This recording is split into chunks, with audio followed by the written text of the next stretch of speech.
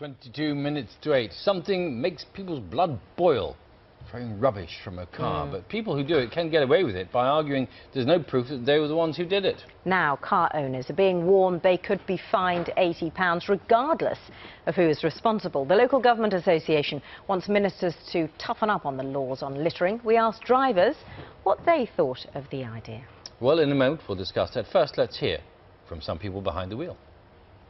I certainly think it would help the countryside because there's an awful lot of litter around, isn't there? I think there is a law if you litter and you get fined for it already on the street if you're walking on the street. So bringing it for the vehicles, for the cars, I think it's a very good idea.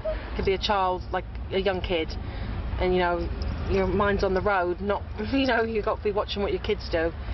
That's not good. I mean, if they do it, you pay the fine. Hopefully they won't do it again. If we throw anything out of our car or anything out of we have to pay for it. Yeah, it's a very good idea.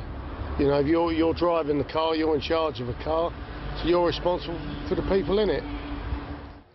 Those are some of the views of some drivers. Let's speak to Samantha Harding, who's from the Council for the Protection of Rural England, which backs the proposal, and Daniel Hamilton, who's from the Civil Liberties Group, Big Brother Watch. Welcome to the programme, both of you. Thanks very much for coming in. And Samantha, how do you think this would work in practice then? Well, what the Local Government Association are asking for is that there's the closing of a small loophole in the existing law. So about 5 years ago, councils were given some new and improved ways of dealing with litterers, and part of that does relate to roadside litter where people throw things out of the car window. Over the last 5 years, councils have just found that it's not really working very well. So what they're asking for is that there's just a small amendment so that when they see someone doing it, there's actually a chance of them being able to give somebody a fine for it, which they're not actually able to do at the moment. Daniel, car owners are held responsible if their vehicle's driving too fast, even though they're not necessarily driving it. They're held responsible for the maintenance of the vehicle through the MOT and through road tax. So why not make them responsible for what gets thrown out of the car as well? I think this is the basic issue of proportionality, and the change in the law as it is proposed would introduce fines of between £80 and £2,500 for litter being thrown out of a vehicle. That would leave, for example, a parent whose young child was to throw an apple core out of the window liable for a huge fine. I think, of course, the government and local council should go down very hard on people who are littering, but I think this is simply disproportionate and far too expensive a level of fine. Expensive and disproportionate, because of course you'd have to enforce it. By enforcing it, you'd need the people to enforce it as well, more police officers. Well, the inaccuracy there is that the fine itself goes between £50 to £80. That's the standard fine. That's been going for about 5 years. The £2,500 fine only comes in if someone refuses to pay it, and it has to go to a magistrate's court. So if someone takes responsibility for throwing litter out of their car window, they pay the fine. What about the example, though? An apple core thrown by a child out of the window. Is that worth pursuing? Well, I think anyone who works for a local council or a national government is aware of the law of unintended consequences. And when the government's thinking about making this change to the law, they'll be taking issues like that into consideration. If you don't do something like this now, Daniel, how do you stop people chucking rubbish out of cars? Well, of course, there are things that have come to light in the last few days with discussions that Samantha and I have had. For example, it does take a significant amount of time for even something that people consider to be biodegradable, like a banana skin, that can take a couple of years to degrade by the side of the road.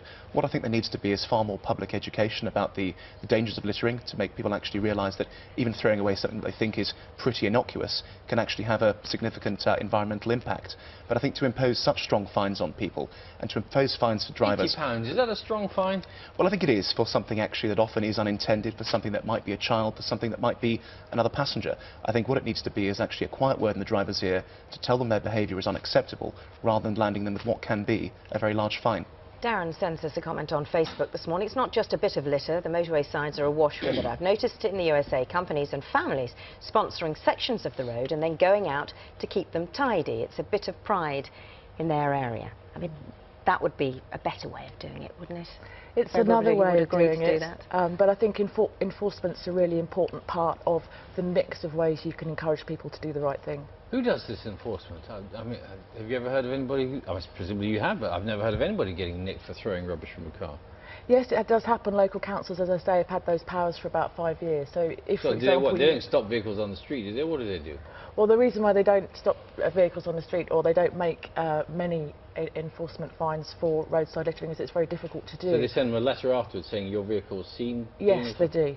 I think actually the number of people who do face enforcement action for littering at present is very limited, and that's not simply because of the laws as the way they are. It's not simply because councils can't take action. It's simply they don't have the presence to do that. And I think by actually increasing the powers that councils do have in this respect to go after people for littering will actually increase instances of councils trying to use this as a revenue generator as opposed to actually something really designed to cut down on littering and throwing rubbish out of cars. This is something Greg picks up as well, again a comment on Facebook. It seems like another way of making cash. Are the police there to stop the criminals or fine hard-working taxpayers for petty things? And who gets the money? Well, it will be, of course, the councils who get the money, won't it? Well, I think to suggest that councils are lurking behind trees so they can fine drivers for throwing things out of their window is ridiculous. And I think when you consider that we're paying nearly £1 billion to clear up litter from our streets, then we need to do everything we can to make sure that people stop doing it. £1 billion? Nearly There's £1 that billion. much of it, is there? Yes. We need more litter bins as well, don't we? That's a whole different issue. That's another part of the Thank you. argument. Thank you. Thank you. Thank you both very much. Thank you.